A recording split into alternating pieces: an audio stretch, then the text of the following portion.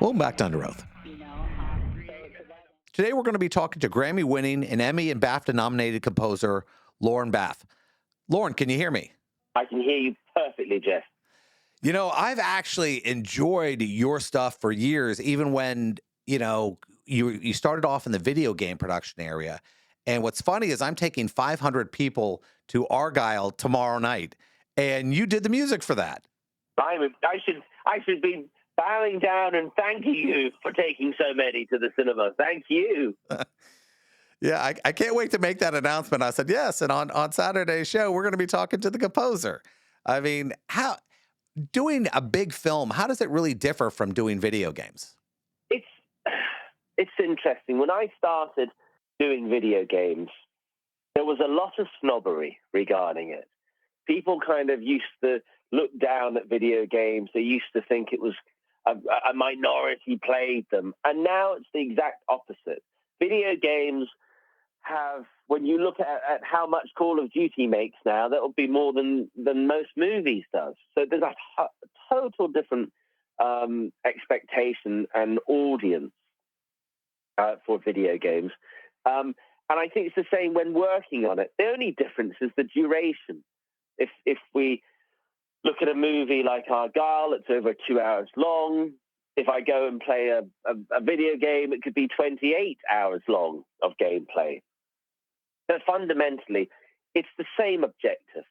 It's about how can the gamer or the audience feel connected to the characters on screen. And games have evolved significantly. Before, they were just people running around with guns. Now the audience expects much more. They want to know the backstory to the characters. They want to know why these people are sacrificing their lives, etc. So I think that it's no different than a movie. Our job is to help tell a story. You know, when I also write comic books, and every once in a while, somebody will ask me, like the people from Call of Duty, actually, one of them goes, hey, have you ever thought about writing in video? And I'm going, that has to be a completely different genre. And writing for scenes, and when they bring these things to you, I mean, I can't even imagine the amount of levels they bring to you and go, okay, well, we need this, and we need this, we need this. And it has to feel so much different than a movie, but maybe it isn't. I used to think it. And now I treat it as the same. It's the same mission, and it's for us to help tell a story. It's where the music is there to support.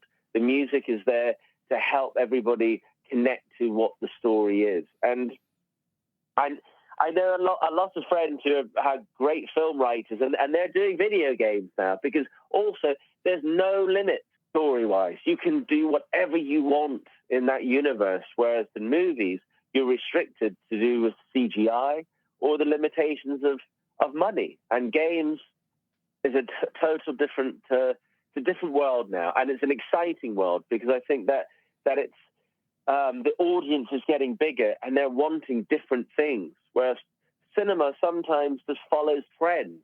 They see a hit, they want to recreate it again, and games. The gaming community is far more adventurous with it, and way more of the independent, smaller games are very interesting and can do really very well and not have to have a lot of money spent on it. You know what I'd love to see is a lot of coders and everything else. They like to put something in their personal that, kind of like an autograph to their work. Now, you've worked on a lot of different projects. I mean, was there anything you put in, you go, okay, this is a little thing I'm going to put in, just as a little autograph? I mean, would I be able to realize that? Gosh, I probably do subconsciously. I think that there's always something that a little kind of chord progression or a little harmonic movement that you really fall in love with that will kind of appear. But it's 9 times out of 10 to me. I always kind of go, I've literally forgotten that I'd used it before, or short little motifs or hooks. But I never intentionally do it. It will just happen, unfortunately, subconsciously. Now, the weird thing is I know when you make a movie, there are a bunch of there are a bunch of executives, directors. Everybody wants to put their fingerprint on something. I mean, is that the same way as in video games, or do they let you run a little more there? It's a game. When I started in video games, I remember at the time they would reference movies. They would reference The Dark Knight, and that's how they looked at things. Games, they never reference movies any longer. They really are creating their own path. They're creating their own trends. Um, and they really want to try different things. They don't want to do the cliches. So it's it's very exciting because they want to take risks, and I think that there's more risks being made with game than there is definitely for film. You know, it's always amazing to me because when I see somebody's body of work and I imagine the people they worked with, and I mean, giants in the industry, and when somebody comes to you and they're like a beast and they want you specifically, I mean, is it an honor for you, or do you just go, well, it's a job and I'm going to do my best? It's a bit of both. You don't want to say you come off arrogant if you say, it's a job, but it fundamentally is a job. I think it's a difficult one with the arts when you're creating something, but it is a job. Somebody is writing a check and paying you, and I think that's a very difficult thing when it comes to creativity and art. Is this concept that fundamentally you're employed by somebody and you've got to deliver the best you can. I think that you always you want to create as a composer. You want to create and you need to create, and when um, somebody's doing a project that's out of what you would normally do genre wise, um, that I find very exciting because I think, oh, that's interesting. They're interested in me, and it's outside my comfort zone. So I take that as that's a great adventure. But it is a job, and I think that you have to remember that because there's a lot of voices. There's a lot of people involved with, especially with big movies, and everybody's voice has got to be heard. It's not just a case of go and write something. There you go. It's never that. You've got to take a lot of people's critique into consideration and work that way. Now, being a creator, you know, you get put on a movie, let's say like Mission Impossible, and they have a classic riff, you know, one of the most recognizable riff in music history. And you go, well, I've got to put this in and I got to put it in my own way. I mean, does somebody tell you, say, hey, listen, this is a perfect scene to put it in, or you just go, I'm going to put it here, I'm going to put it here, I'm going to put it here, and I'm going to change it around? I mean, how does that even affect you when there's a classic piece of music that has to go in to a production? Look, I think it's about understanding the audience and where will they feel good. I think I've been fortunate to work in a few franchises, and with Terminator, again, you've got a very iconic theme. But if you use it continuously, it just becomes wallpaper. So you've got to use it so that the audience can connect to it emotionally. And I think with the mission theme, it gives permission to have fun. That's how I've always looked at that theme. Um, it's about giving the audience to be able to go, right, this is a great action sequence, and we're going to enjoy it. And I think it's the same way as you use the James Bond theme. It lets the audience know you're on a ride now. I always imagine, you know, when you get to go to the movie premiere and you're sitting there. Now you've probably seen the movie a bunch of times. You've seen the scenes a bunch of times. Do you still feel giddy when you're sitting there in the audience listening to your work, or is it like, okay, you know, I'm doing this as support of the team and everything? I'm not a big fan of listening back to my work. I think that it's difficult because all you do is feel, I wish I had more time. I wish I could have done this. I wish I could have redone this.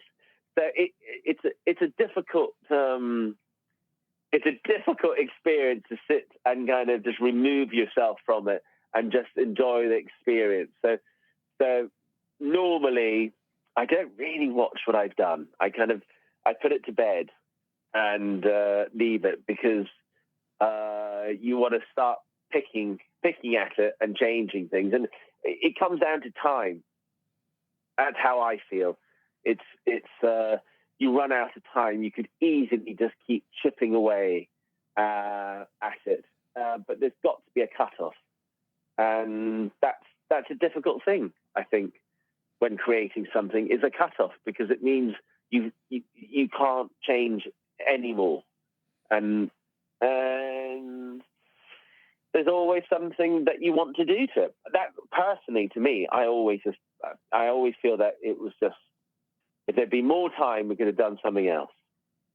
Now, I'm sure they set time frames for you. They said, listen, we got to get this done in 6 months, 8 months, 2 months. I mean, how tough is that for you when they set a time frame, which is clearly, you believe in your heart, might be not enough for what you want to do? I think don't do it. That's fundamentally it. The fact is that the hardest thing is coming up with a concept. The hardest thing is coming up with a theme. That's where the hours are put into it. And sometimes I've had maybe 3 weeks to do a film, whereas sometimes you've got 3 months or 6 months. And I think it's practice. It's about knowing how to kind of multitask, focus on all the different parts of our job. And I think that you can easily just not accept the job and say, I can't get it done in that time. But I've always felt I can, as long as I know that there's a vision to it. And I think that's the most important thing. There's got to be a vision, an identity to it. And also, if I'm working on something that is a short amount of time, it's mainly because I'm being brought in to help fix something. And that is a difficult one, because there's why are we in this situation? But it can help, though, because they've obviously gone down a certain path and it's not worked. But you've got to think quick. You've got to have faith in what you're creating and move with it.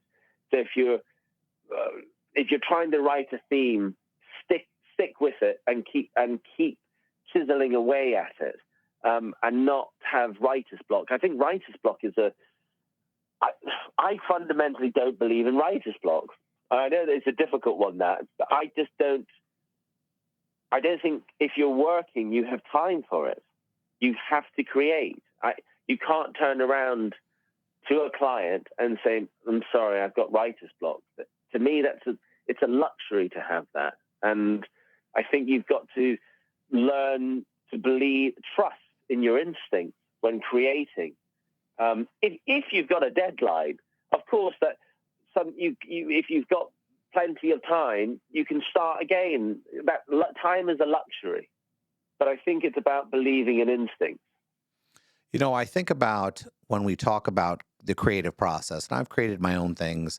And I remember watching an interview with Lionel Richie where Lionel Richie says, I sit down at the piano and I go somewhere and I bring the music back with me.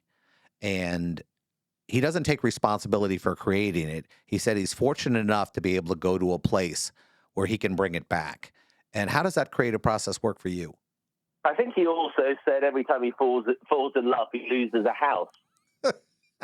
Yeah. But I think I don't know. I think it's a difficult thing, inspiration, and what is it, and can you teach it? I try to help as many students as I can. You get messages, and I'll get asked, can you listen to my show reel and give me some advice? And I always say no, because I don't, who am I to give critique? I could be wrong. It's not like everything I write is great. So I'm not right. I shouldn't say that's not good to somebody, because that could change their whole career plan. And I think that, but they keep all searching for the same thing. How can I write a great theme, or how can I write a great piece of music? And I'm not too sure. I think there's luck in it. You look at great songwriters, and some of them will only manage a one-hit wonder. Some of them can only do that, and the rest just doesn't work. And you hear great stories of Elton John writing a song in 10 minutes, and it's great. But then there's also songs that weren't as successful that he wrote in 10 minutes. So it's a difficult one. I don't know. All I know is that I try to write music that I believe relates to the characters I'm seeing on screen. I want to be able to write something that, if you closed your eyes, you could envision this character in front of you and their backstory and where they're going. And that's all I can do. I don't try to analyze what the inspiration is, because it could be wrong. It's the same reason some people, you look at the top 10 albums at the moment. Might not agree with some of them, but obviously other people do. So I think there's a lot to do with taste. I think there's style and really involving yourself with the story and being able to. I was watching Wonka over the weekend. Have you seen it? Yeah, it's a fantastic movie. The actor in it, I just thought, gosh, he is amazing. It's been a long time where I've seen an actor where you truly believed he was invested in this character. And at such a young age. And it works. And it works too. It's not just an investment, but there's a payoff, and you buy into him. Yes, and I think that is it. Some people can channel it, and some people can't. And it's the same way as some people say, "I want to become an actor," and you watch them and you go, "Gosh, you'll never make it." And it's a hard thing, but I wish if we knew how we could channel these things, I think everybody would be doing it. But it's amazing that John Williams still keeps writing main themes that are just iconic. It's truly remarkable. We have about 1 minute left, and I guess the question, and it's got to be a very quick one. You started your craft at 8 years old, even before then. Do you think more of it comes from internally, or do you think it's something you can teach or you can be taught? My father was a songwriter. So music was around me. I saw that as it's a hobby you get paid for. So I was very fortunate that Dad was in music. He let me follow a path that many children wouldn't be allowed, because it's not a proper career. I think that he had a talent that. Now, do I know if that's in the DNA? I don't know, but I know that being given the ability to have time and follow something in the arts was a massive advantage of my life. Well, thank you, Lorne. I can't tell you how much this has been so much fun, and I hope to have you again. Thank you so much, Amy. Lovely talking to you.